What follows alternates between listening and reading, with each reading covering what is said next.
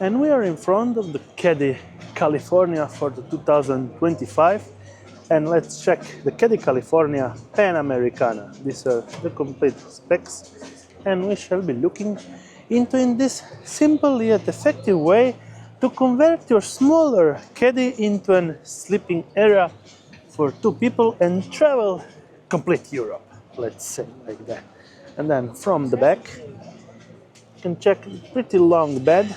If we can measure it, maybe we will have a better understanding on 1.962, so pretty damn good. And then if we measure from part to part, you get an understanding, not a wide bed, but yes, shrink a little and two people can sleep.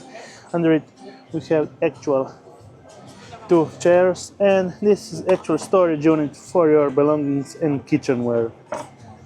Not bad at all for a smaller caddy van that you can use also for camping. Nice looking Caddy California.